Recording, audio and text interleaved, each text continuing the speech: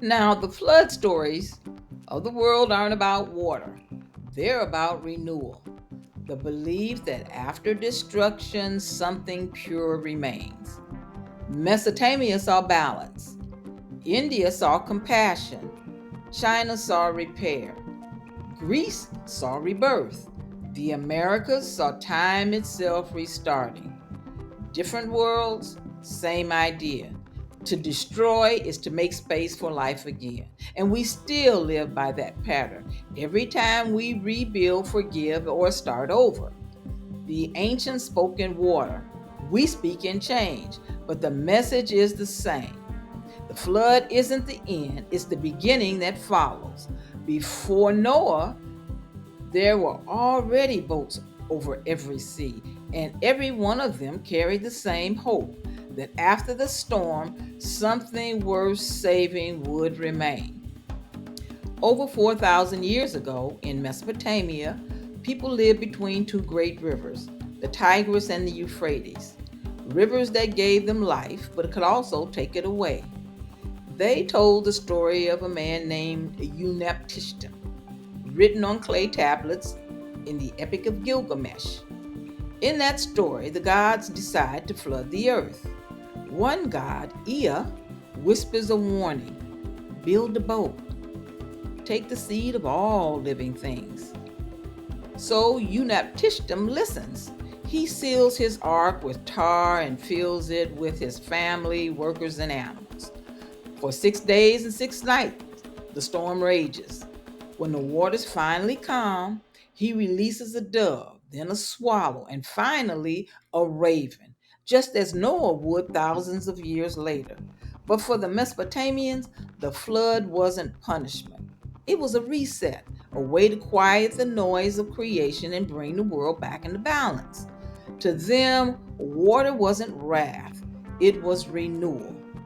And maybe that's still true today, that the deep need we all have to rebuild, to start over, to wash away what's broken and begin again. In Vedic India, the story begins with a fish. A sage named Manu found it struggling in a river. So he cared for it, and the fish warned him of a coming flood.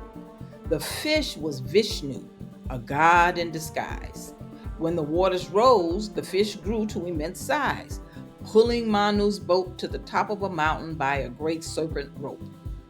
Now, afterward, Manu offered a sacrifice and began life anew.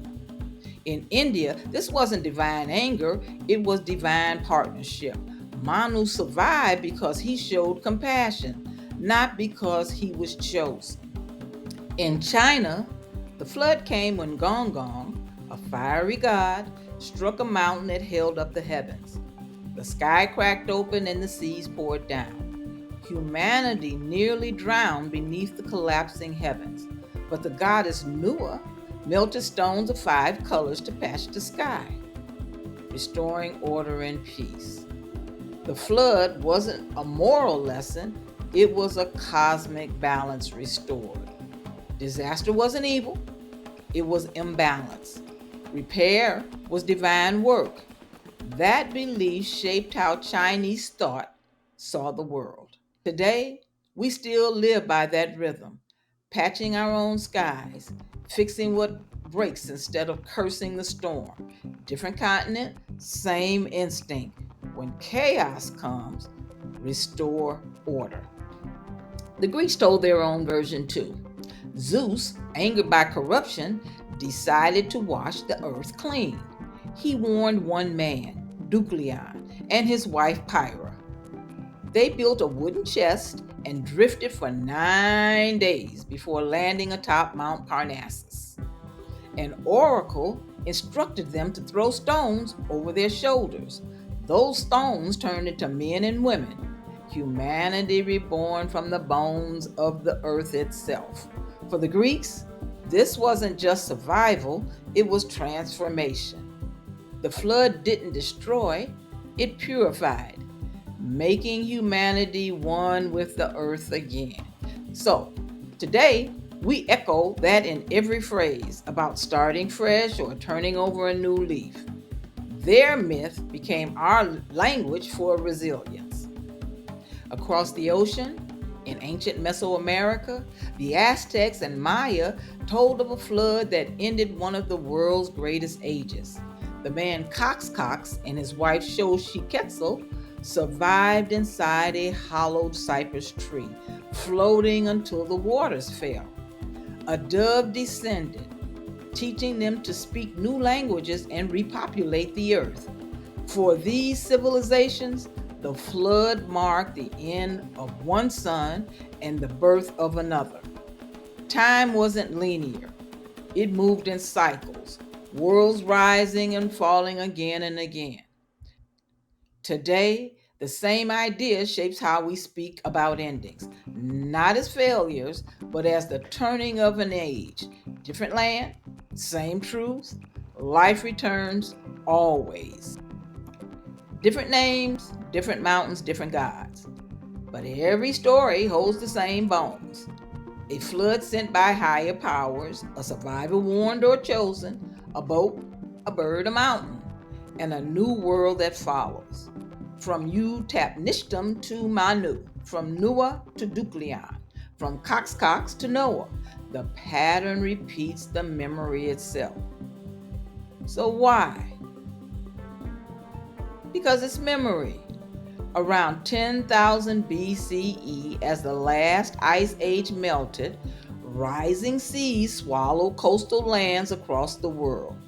Generations remembered through symbols, songs, and myths until science would one day call it climate change. But back then, it was simply the flood, the great forgetting and the great beginning.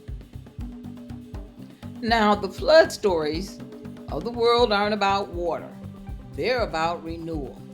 The belief that after destruction, something pure remains. Mesopotamia saw balance, India saw compassion, China saw repair, Greece saw rebirth, the Americas saw time itself restarting. Different worlds, same idea. To destroy is to make space for life again. And we still live by that pattern every time we rebuild, forgive, or start over. The ancients spoke in water. We speak in change, but the message is the same. The flood isn't the end, it's the beginning that follows. Before Noah, there were already boats over every sea, and every one of them carried the same hope that after the storm, something worth saving would remain. If you enjoyed this video, subscribe, like, comment, and we'll see you next time.